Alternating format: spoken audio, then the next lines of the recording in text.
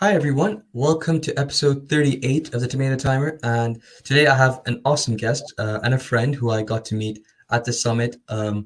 Feels like ages ago, but it was just last year.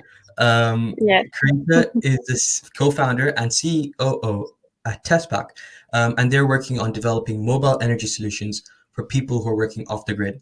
And she's like been recognized and awarded across the world. She is a Forbes 30 under 30.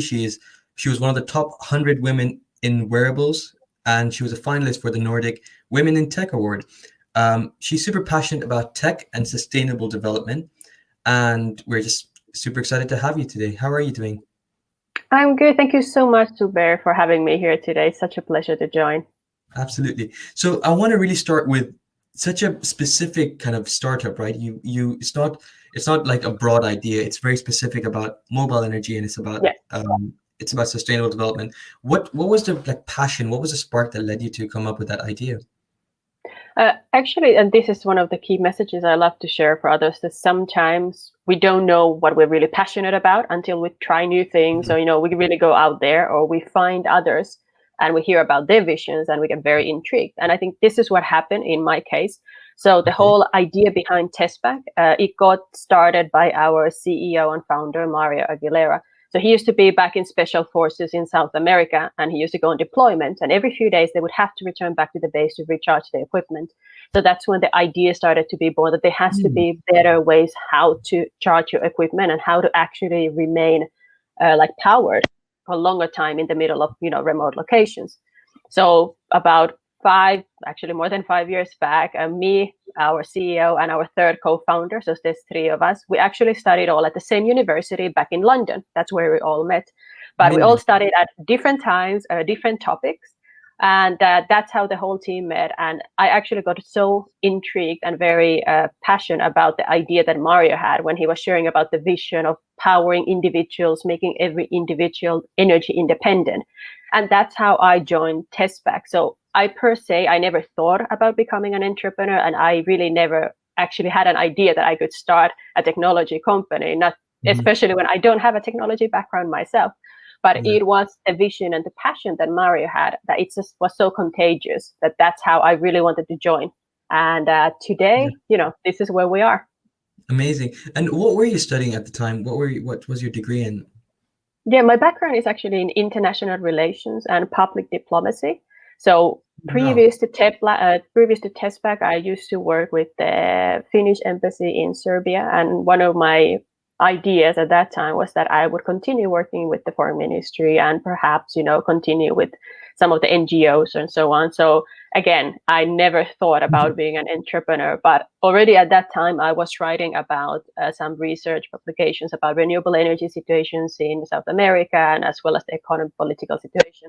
So there was already these ideas and tendencies that I had, that we do require sustainable energy. So there was that feeling that I had. And then when I just met and heard about Mario and the company he wanted to, found, and he asked me to join it, I just had to say yes.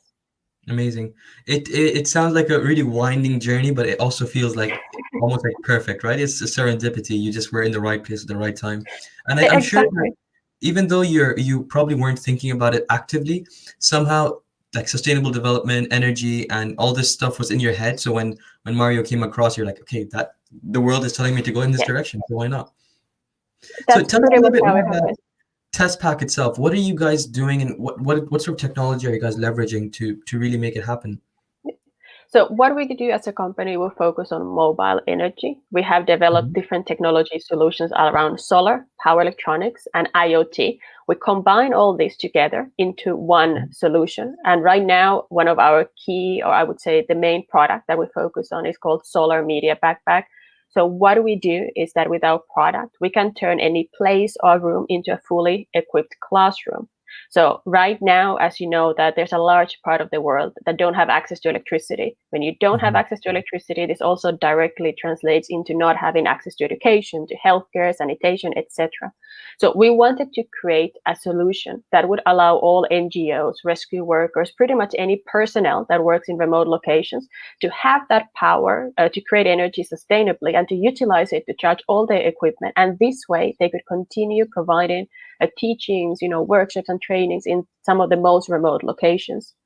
So we are extremely excited, right now to be working with some of the top NGOs globally. And our key focus here is basically to provide the opportunity for all of them to become energy independent. So that goes back to the whole idea that the moment you would leave your house, that's when Tespack would come in.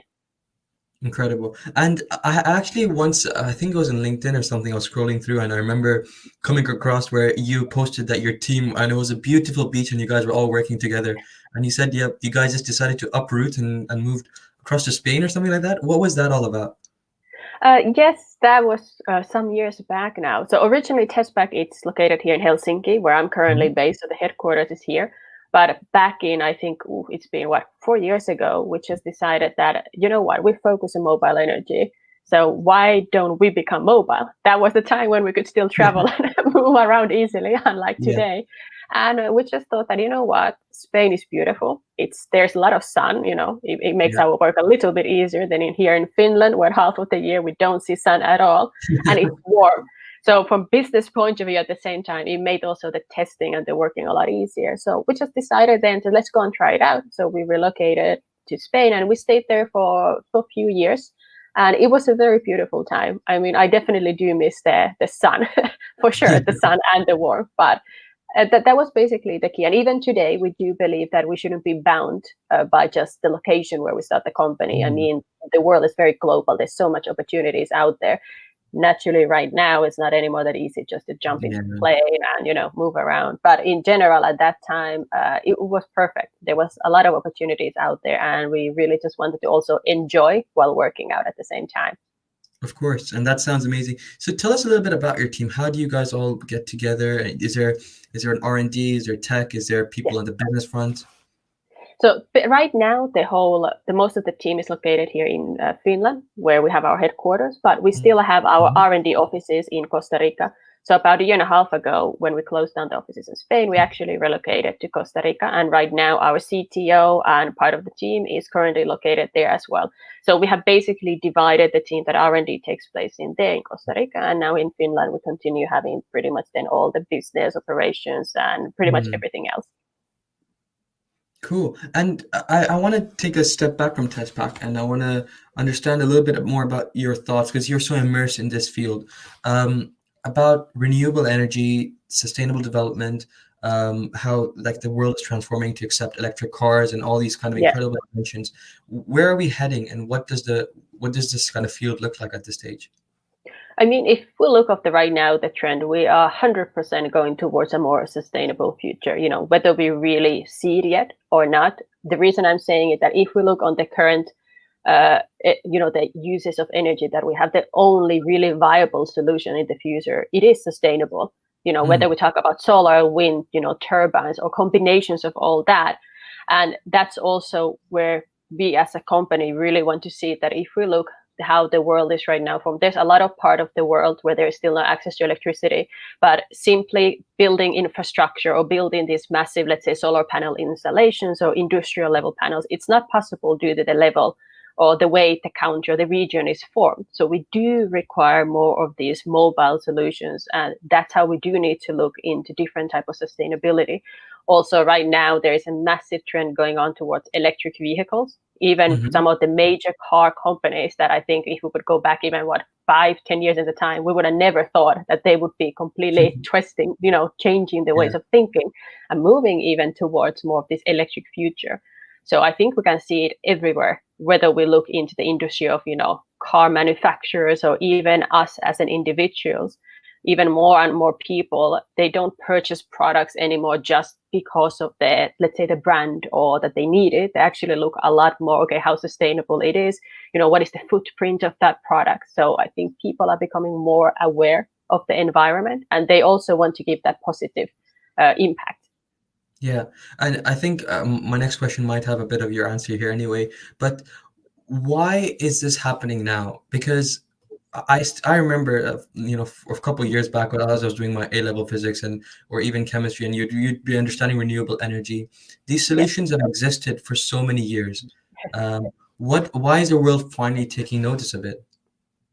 I think one reason for that could be that, let's say, also when we started already more than 5 years ago, like you said, the technology has been, I mean, let's say, look, for example, solar energy and renewables, they're nothing new. We've had it for very, very long time already. But I think what it might be is that if we look also on the way of education, when I was back in the university, yes, that was also quite a long time ago, there was not really much courses, or there wasn't that much teaching about the sustainability or different kind of, social impact that we can do, how to utilize different sustainable energy, technology solutions. But if we look right now on the university level, on the teaching, or even if we go more on, at least here in Finland, on the high school level, it has become part of the curriculum that, it has become part of it that we want to already teach for the younger youth, or the people, that there is a lot more out there, that sustainable energy is extremely beneficial. We are getting them teaching more about recycling, how to also look forward in the, in the future. So I would say that, in my opinion, that has made a big sense. So those people are growing up, and of course they are becoming right now also more the decision making powers, and I think maybe that's why it's becoming this part of the discussions that we have. Not to mention, I actually also think that if we go in the beginning of this year, when whole corona basically got started, and a lot of us have been remaining inside our houses, we've been isolated, a lot of schools have been closed down, and there has been more energy requirements. I mean, we've been using more electricity in a way than before, because everyone has been just staying put. So maybe that has also increased the discussions of the ideas that, okay, this is not viable the way we're relying on, whether it's into, coal or, mining and so on. We need to look for something else. Of course. And are you an optimist? Are you an optimist about the world becoming in a better place, or is it, or how do you feel about it? I'm definitely an optimist. Not, and maybe I don't know whether or not it's the right way to say, but in general, if you do look about also the whole last 100 years, decades and so on, we are moving forward. Sure, there are things that are not perfect and not good, but if we just went back even 100 years on time, we're in a completely different place. We have so many amazing technologies that are actually making positive impact. More people have been lifted out of poverty than it was already even 50 years ago. More people are having access to opportunities that they didn't have before, like looking around, smartphones. Pretty much anyone right now has an, phone or some kind of, equipment that they're using around the world. So yes, I can't say that we are going downwards, or backwards. I truly believe that we are going forward. Of course, like with everything in life, once you go forward, there's always new challenges that keeps coming up that we need to solve. And I think that's what we're seeing. There's just new kind of problems that we didn't have before. But at the same time, in my opinion, I don't see it as something that we cannot just, solve and continue moving forward. So yes, I'm definitely an optimistic person. Amazing. And speaking about, you mentioned where that the people who are in power now are now those young people who are learning about sustainability and are now coming at a position of power and influence. What is the role of young people, especially those who might even still be at school or just getting into university? Yeah. What is our role to transform this world for the better? How can we make it so that we are producing a positive social impact to the community we're around? And right now, the community we're around is the whole world, pretty much, because we are interacting with literally everyone in the world at any moment of time. Exactly. I think that has actually been one of the positives. I would say, at least in general, if you look on the younger population, I think they're more vocal. They're not anymore, to some level, they are not so scared of, expressing their, their views. Maybe if we look back on time, the culture, the situation is very different. And because I feel that younger generation, they are more vocal. They're not too scared of saying what they think. They're not too scared of raising it up, the problems and challenges that they are, which is taking all these, problems that we had before. It's putting it straight on the agenda for people to actually discuss and try to make a difference. And something that you mentioned, that yes, we are more connected than we ever have been, I think during past times. And it is actually being a massive, benefit. So right now, if you look on the way that we are acting even right now with the virtual different methods, it has opened up so many new words and so many different opportunities for everyone, whoever you are, wherever you are, to actually voice your opinion, put it out there. And of course, we cannot, forget the whole power of social media, something that didn't exist even, let's say 10 years ago. It was completely different. So that has become and made it possible to actually straight away, if there is a problem or if we see injustice, it can be straight away put back on the agenda. And speaking about like a big kind of change in young people has been that they're suddenly not ready to work for the corporate. They're very much inclined to either join a startup or start a startup, or there's so many different things that are happening these days Yeah. in that field, on entrepreneurship especially. What is your, obviously as Testpack, you guys started from scratch. You built it from the ground up. What is your advice, or what are your thoughts on startups and their impact that they can have on, again, the Yeah. world? I think right now, not of course everyone, but I think most of the companies, they are realizing that of course startups are for-profit companies. So they are, Hmm. the whole idea is that you do need to, make money in the end. But I think most of us, they are realizing on this business that it's more than just about making money. You can actually make a massive difference. And when you combine the idea of whether it's about technology or whatever is the purpose of your company, when you combine that you can give back to the community and make that positive social impact, I think those are some of the companies that will have the biggest success in the next years and decades when we move forward. And that's also what you said. That's why I think a lot of people right now, they want to start their own companies or they want to join startups because they feel that within these smaller companies, not only they're innovative, but they also move faster and they can make some of those decisions a lot faster than sometimes big corporations. And one of the main things that if we look on massive corporations, sometimes it's just the bureaucracy out there that will stop Yep. them into actually moving forward in a fast way. And I feel that the younger generation, they don't have the time to be waiting for years and decades for things to actually happen. Mhm. So the startups provide that opportunity for you to make things happen. Even if it fails, it's okay. Then you just pivot and you do it again. It's part of the whole, I would say it's part of the whole idea behind the Yeah. startups that we have. But at the same time, they are, of course, also like companies. And I feel that they are also trying to catch up with the trend of realizing that if they don't make a change, they're going to be, they're going to stay behind. And if you want to continue attracting the talent, because right now we have so many talented people out there, and if you want to attract them and to work for your company, it's not enough anymore just to have the mission of the company. You need to combine it with something more than that, whether it is around the social impact or whether it is actually around like trying to maybe achieve some of the sustainable development goals. Younger people, that matters for quite a lot of people right now. Yeah. And if I just flip the question completely and ask you, what about people who, there are lots of students out there and, families that are still kind of unsure about this entrepreneurial lifestyle, which is, it Yeah. isn't easy. There are lots of ups and downs. You can take it's a huge risk. You don't know when you're going to be able to start a family and be able to provide for more than one person. The safety net is an issue. And there's like, with, at least, yes, there is bureaucracy, but with a corporate, at least that for the next 5 years, there's a little ladder. You're going to go up one at a time, and you're going to, you're going to be able, okay. So I want to just like flip it completely. What about people who aren't feeling completely like confident to go into this ecosystem? What are ways that we could still be involved in a way Mm. that is impacting the world in a positive way? That is a good question. And actually, we don't want everyone just to be working for startups and everything. I mean, Mhm. that's not really the solution, right? We need different type of companies. We need a lot of diversity in all the fields. And something that One Young World have actually really told me about, and I know there's so much uncertainties around starting your own company or joining a startup. And, trust me, working for a corporate, it is amazing the level of also, like you said, that in 5 years time, you can actually know where you're moving. You can make a big change also in your career development. You have, of course, you have that monthly salary that is coming in, and sometimes in startups you don't know whether that's going to happen. So there is so many attractive things.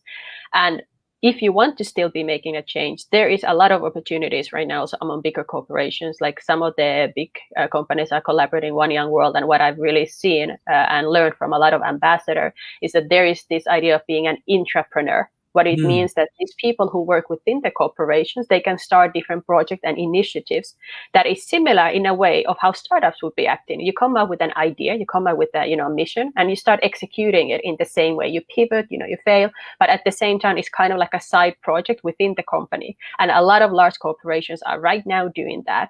So in that sense, that can provide for those people who feel like, okay, I don't feel like jumping into that whole startup wagon is right now the right thing because of some of the uncertainties, which is completely okay. And to be honest, I have felt like 1,000 times that way myself. But you Yeah. can still make that change within the company. And a lot of amazing people are doing it right now. And that's how, the whole idea behind the entrepreneurs have also got Yeah. started. it's an incredible concept. I came across it a while ago, actually, at a lecture at the Judge Business School. It was like entrepreneurs, extrapreneurs, and Yes. entrepreneurs, and how they're all coming together to really make a big difference. Because at the end of the day, as someone who's also trying to figure out how a startup runs, I know that there are days when you feel absolutely overwhelmed, and it's difficult. Sometimes you're not even able to make the social impact you want to, just Yes. because of just like logistical issues, like Mm. you don't have the money, or you don't have a team that's Yeah. big enough to have. So in many ways, we need to be it's really easy to blame and like make the world into a black and white, and that's okay, that's bad. But it's such an amazing point that you've just raised. There's definitely ways. And I'd just like to add, if you are even working for a corporate which has Yes. no connection with anything, social impact driven ideas, or any initiative like that, you can always volunteer. You can always be Yes. giving up your time, effort, energy, and even sharing stuff. And what I've realized, especially over the past few months, we've had some amazing volunteers join us, and they're spending their time helping us at the same time as they go across their own jobs and do their own work. But it's creating a huge value for us. It's helping us run, while at the same time they're able to kind of have the safety of a job that they need. So that Exactly. definitely exists as well. What are some ways? I'm sorry, I'm rambling a little bit, but what are some ways what are some things that because a lot of us again are at a very early start in our kind of, not even career. We're still figuring out academics. We're still thinking Yes. about uni and what to apply and what to study. Um, did university life or school life affect you in how you're perceiving the world right now, or the skills that have made you a successful entrepreneur? I think back in university, it will never teach you the skills that you will like all the skills that you will require once you Mm, graduate and in your lifetime. To be honest, how I see it is kind of the best jumping start to the life. Like for example, when I was back into university and studying international relations, I think I did learn a lot. So to say, like today I deal a lot with different companies. I deal with with our partnerships, NGOs, and that is basically building yeah. relationships. So although I did not study technology, so on, I did learn about these soft skills throughout, of course, on the university and throughout all my past previous careers. So basically, as an advice to everyone who are still thinking, what should they even study? And once you decide what to study, like what are you going to do after you graduate? For me, the most important thing and what I like to advise to everyone is that don't be so nervous of thinking yet what you are going to do after the university. Choose that topic or that field that really excites you, that you're really interested in. Because after all, you're going to spend quite a few years in university. And the only way really to learn and the only way to really to enjoy and actually get something out of the degree, because you don't just want to go there and just waste your time, is choose something Mm, that interests you and you find a passion towards it. And that was international relations, politics, about economics. That was something that I really loved. Even today I love. After that, it's okay even if you don't have your plans, and even if later on you realize that, oh my god, I studied marketing and now I actually want to work on a technology field. We do need a lot of diverse people. We don't want yeah. only those coders and engineers. We do need people from HR, from communications, from all different industries. So the younger generations are like right now, they shouldn't need to be so stressed about already considering what to study. I think whatever you study, it can really serve as an opportunity towards your future career, whatever it is. Jump starts into your life. Yeah, absolutely. And as we come to the end of the episode, I have one final question for you. I'm sure there are like lots of people who have listened in today and read your bio and looked at you online and seen you like across the world in newspapers and magazines and huge conferences and being recognized, and they're inspired by you. So what would be one piece of advice you'd like to share them? What would you say that transformed your life, or something that really gave you that purpose and direction? Something that, in my opinion, that I've met a lot of people and they say that, okay, I don't know what I want to do. I really don't know what I'm passionate about. That was basically me. Like when I was younger, and even when I was going to choosing what to study in university, I didn't Mhm. actually know. I chose one university where I wanted to study international relations. On another, I applied for politics. On another, I applied for law. Another for environment. I Wow. mean, I applied to so many different universities with completely different fields, because that was one thing that showed me that I really didn't know what I wanted to do. And throughout when I was even a kid, I wanted to become, you name it, I wanted to be it at one point of my life. So I've never been one of these people that knew already from a young age that, you know what, this is my passion and this is what I want to do when I move forward. And I feel that sometimes a lot of people, they tend to think that if they don't already know about that, the passion or something that interests them, they feel that in a way they might already be a failure, and they feel that what is going to happen, in the years to come with their life. So that's one of the messages or advice that I can give to others. It's okay not to know what you want to do. The best way how you find out what you like is try different things. Do as much new things as you can. Do those things even that you really hate or you're bad at. I mean, I used to hate sales. I was so bad at it and I really despise it even to one level. But at one point I thought that, you know what, if I already hate it this much, why don't I just try? It's not like I can become any worse. It's not like things can go any worse. And I just learned that a few months I started loving it and I actually became a really good salesperson. And that was only because I finally decided to give it a go.